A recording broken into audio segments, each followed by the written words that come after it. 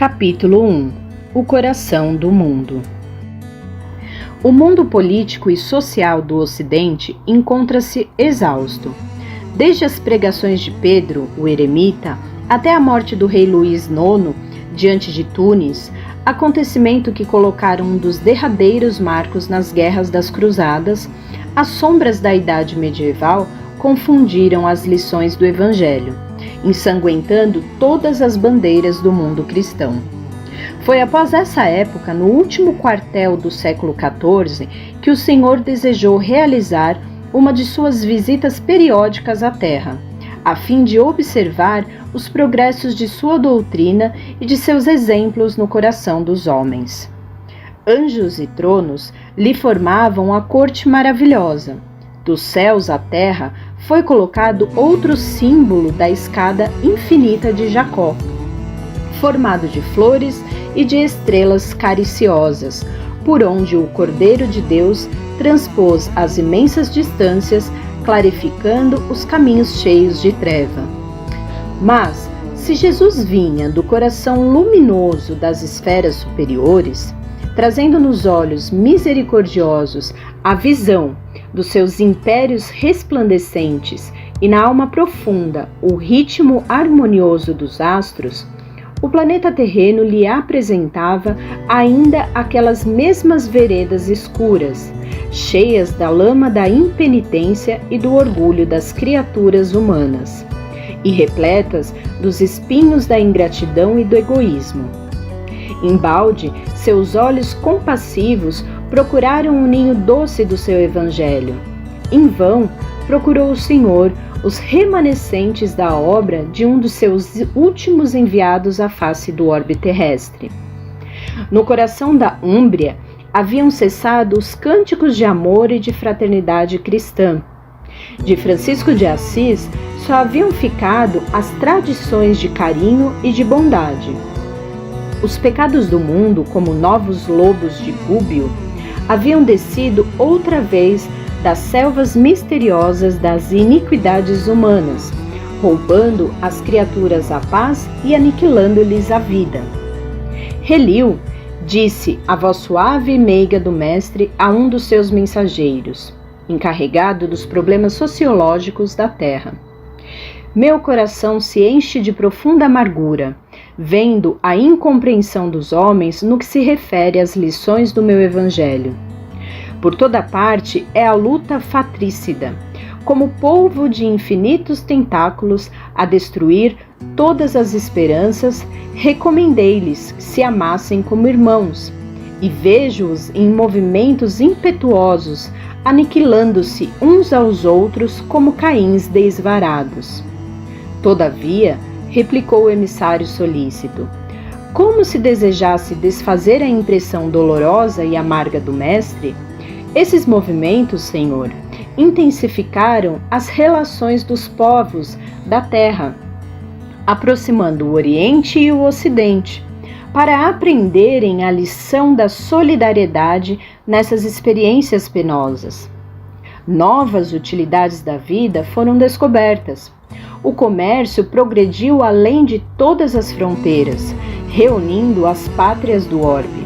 Sobretudo, devemos considerar que os príncipes cristãos, empreendendo as iniciativas daquela natureza, guardavam a nobre intenção de velar pela paisagem deliciosa dos lugares santos.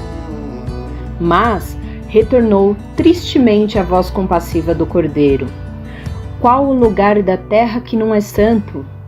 Em todas as partes do mundo, por mais recônditas que sejam, paira a bênção de Deus, convertida na luz e no pão de todas as criaturas. Era preferível que Saladino guardasse para sempre todos os poderes temporais na Palestina a que caísse um só dos fios de cabelo de um soldado. Numa guerra incompreensível por minha causa, que em todos os tempos deve ser a do amor e da fraternidade universal. E, como se a sua vista devassasse todos os mistérios do porvir, continuou: infelizmente, não vejo senão o caminho do sofrimento para modificar tão desoladora situação. Aos feudos de agora, seguir-se-ão as coroas poderosas, e depois dessa concentração de autoridade e de poder, serão os embates da ambição e a carnificina da inveja e da felônia pelo predomínio do mais forte. A amargura divina empolgara toda a formosa assembleia de querubins e arcanjos. Foi quando Relio, para renovar a impressão ambiente, dirigiu-se a Jesus com brandura e humildade. Senhor, se esses povos infelizes, que procuram na grandeza material uma felicidade impossível, marcham irremediavelmente para os grandes infortúnios coletivos, visitemos os continentes ignorados, onde espíritos jovens e simples aguardam a semente de uma vida nova. Nessas terras, para além dos grandes oceanos, poderíeis instalar o pensamento cristão, dentro das doutrinas do amor e da liberdade. E a caravana fulgurante, deixando um rastro de luz na imensidade dos espaços, encaminhou-se ao continente que seria mais tarde o mundo americano. O Senhor abençoou aquelas matas virgens e misteriosas, enquanto as aves lhe homenageavam a inefável presença com seus cantares harmoniosos. As flores se inclinavam nas árvores ciclópicas, aromatizando-lhe as eterizadas sendas. O perfume do mar casava-se ao oxigênio agreste da selva brávia, impregnando todas as coisas de um elemento de força desconhecida. No solo eram os silvícolas humildes e simples, aguardando uma era nova, com o seu largo potencial de energia e bondade. Cheio de esperanças, emociona-se o coração do mestre, contemplando a beleza do sublimado espetáculo. Relio pergunta a ele: onde fica nessas terras novas o recanto planetário do qual se enxerga, no infinito, o símbolo da redenção humana? Esse lugar de doces encantos, mestre, de onde se vêem no mundo as homenagens dos céus aos vossos martírios na terra, fica mais para o sul. E quando, no seio da paisagem repleta de aromas e de melodias, contemplavam as almas santificadas dos orbes felizes, na presença do Cordeiro. As maravilhas daquela terra nova, que seria mais tarde o Brasil, desenhou-se no firmamento, formado de estrelas rutilantes no jardim das constelações de Deus, o mais imponente de todos os símbolos. Mãos erguidas para o alto, como se invocasse a bênção de seu Pai para todos os elementos daquele solo extraordinário e opulento, exclama então Jesus: para esta terra maravilhosa e bendita, será transplantada a árvore do meu evangelho de piedade e de amor. No seu solo dadivoso e fertilíssimo, todos os povos da terra aprenderão a lei da fraternidade universal. Sob estes céus serão entoados os hosanas mais ternos à misericórdia do Pai Celestial. Tu, Relio, te corporificarás na terra, no seio do povo mais pobre e mais trabalhador do Ocidente. Instituirás um roteiro de coragem para que sejam transpostas as imensidades desses oceanos perigosos e solitários, que separam o velho do novo mundo. Instalaremos aqui uma tenda de trabalho para a nação mais humilde da Europa, glorificando seus esforços na oficina de Deus. Aproveitaremos o elemento simples de bondade, o coração fraternal dos habitantes dessas terras novas e mais tarde ordenarei a reencarnação de muitos espíritos já purificados no sentimento da humildade e da mansidão. Entre as raças oprimidas e sofredoras das regiões africanas, para formarmos o pedestal de solidariedade do povo fraterno que aqui florescerá. No futuro, a fim de exaltar o meu evangelho, nos séculos gloriosos do porvir. Aqui, Relio, sob a luz misericordiosa das estrelas da cruz, ficará localizado o coração do mundo. Consoante a vontade piedosa do Senhor, todas as suas ordens foram cumpridas integralmente. Daí, há alguns anos, o seu mensageiro se estabelecia na terra, em 1394, como filho de Dom João I e de Dona Filipa de Lencastre. E foi o heróico Infante de Sagres, que operou a renovação das energias portuguesas, expandindo as suas possibilidades realizadoras para além dos mares. O elemento indígena foi chamado a colaborar na edificação da Pátria Nova. Almas bem-aventuradas pelas suas renúncias se corporificaram nas costas da África, flagelada e oprimida, e juntas a outros espíritos em prova, formaram a falange abnegada que veio escrever na terra de Santa Cruz, com os seus sacrifícios e com os seus sofrimentos, um dos mais belos poemas da raça negra em favor da humanidade. Foi por isso que o Brasil, onde confraternizam hoje todos os povos da terra e onde será modelada a obra imortal do Evangelho do Cristo, muito antes do Tratado de Tordesilhas, que fincou as balizas das possessões espanholas, trazia já, em seus contornos, a forma geográfica do coração do mundo.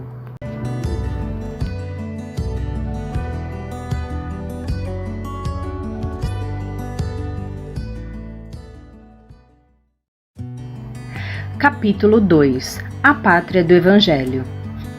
Dom Henrique de Sagres abandonou as suas atividades na terra em 1460. Estava realizado em linhas gerais o seu grande destino. Da sua casa modesta da Vila Nova do Infante, onde se encontra ainda hoje uma placa comemorativa como perene homenagem ao grande navegador, desenvolvera ele no mundo inteiro um sentimento novo de amor ao desconhecido.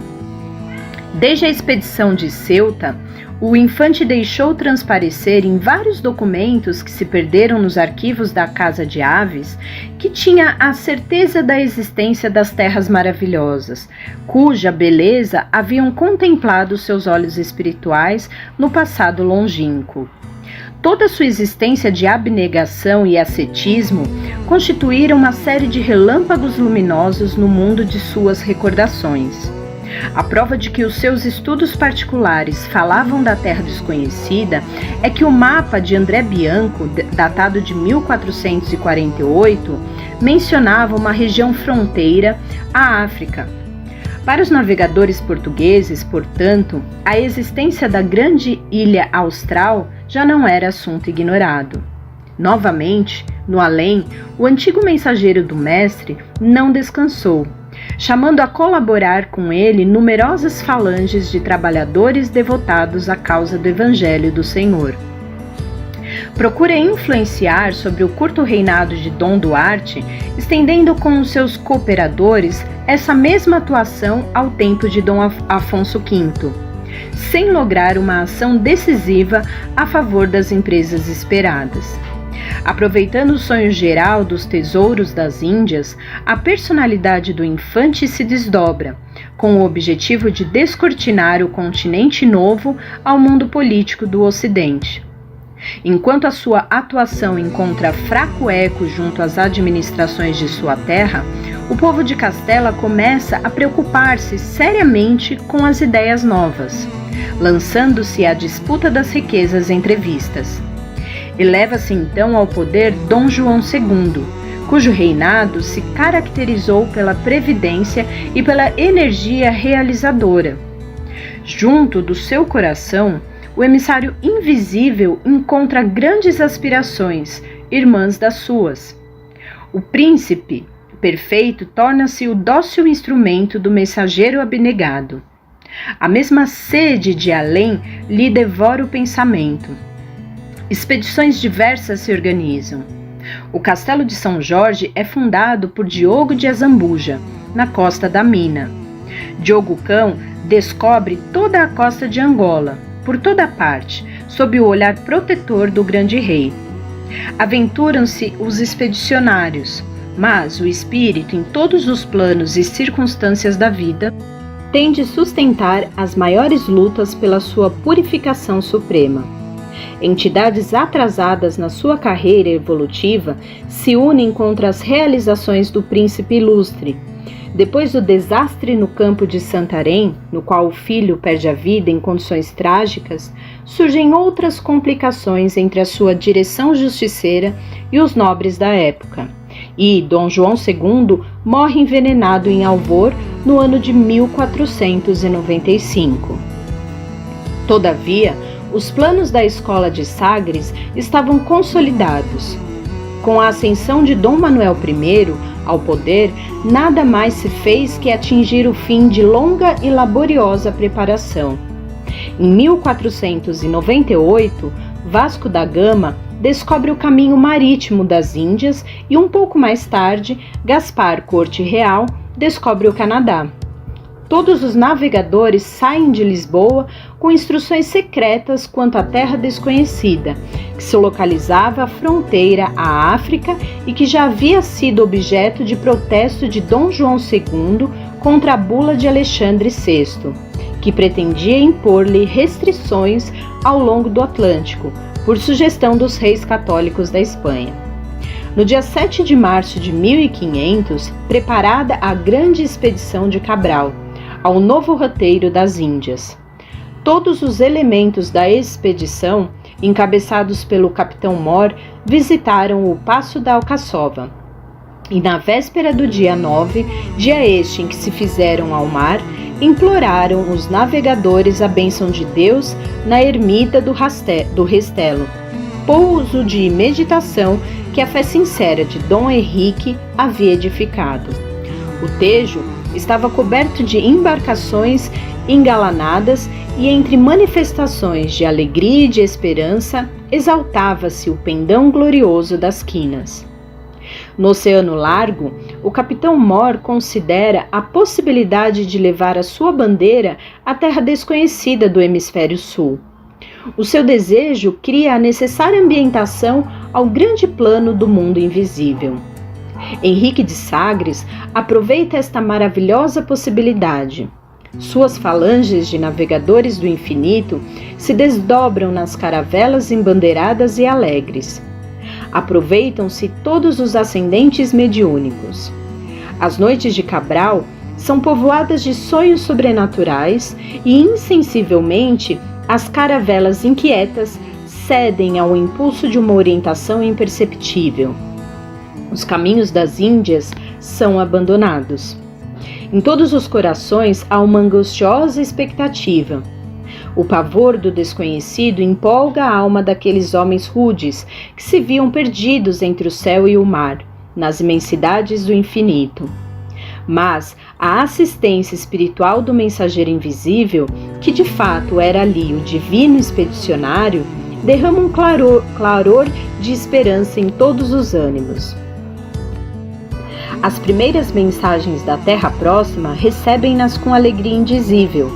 As ondas se mostram agora, a miúde, qual concha caprichosa de folhas, de flores e de perfumes.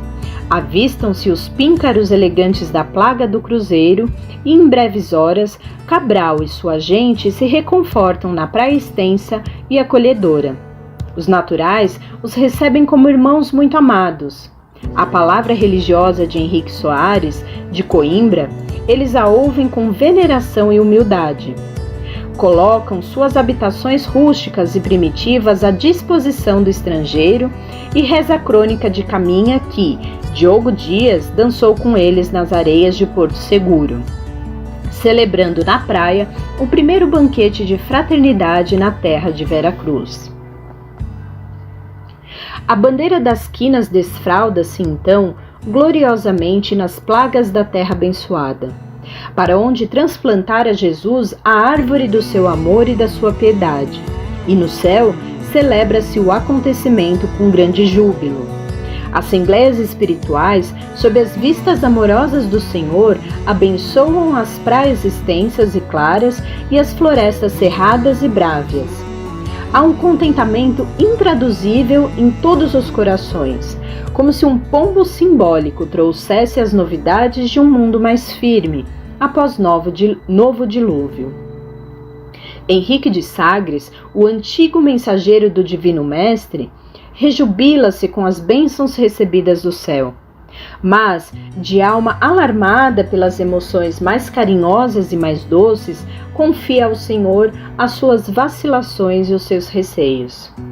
Mestre, diz ele, graças ao vosso coração misericordioso, a terra do Evangelho florescerá agora para o mundo inteiro. Dai-nos a vossa bênção para que possamos velar pela sua tranquilidade no seio da pirataria de todos os séculos.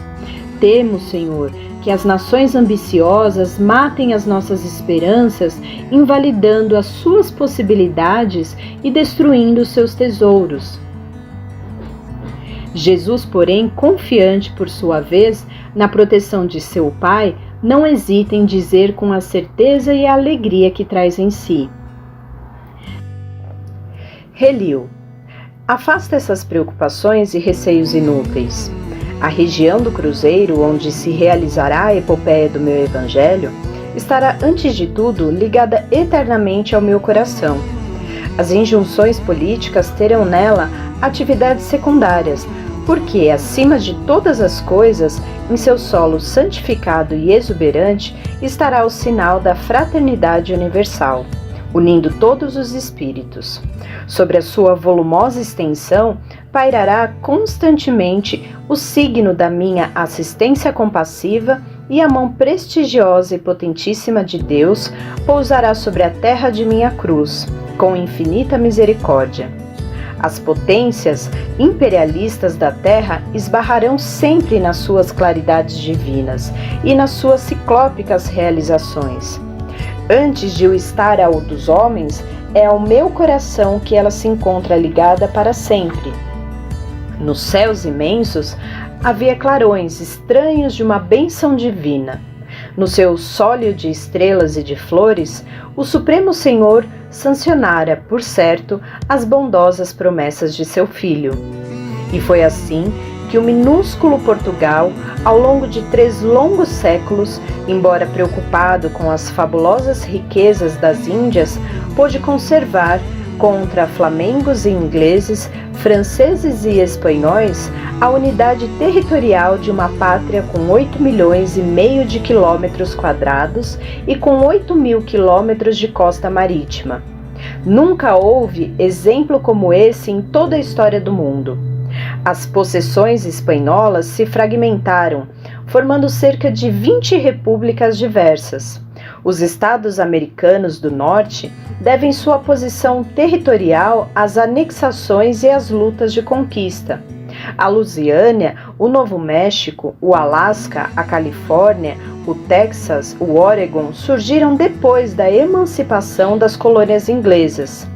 Só o Brasil conseguiu manter-se uno e indivisível na América, entre os embates políticos de todos os tempos. É que a mão do Senhor se alça sobre a sua longa extensão e sobre as suas prodigiosas riquezas. O coração geográfico do orbe não se podia fracionar.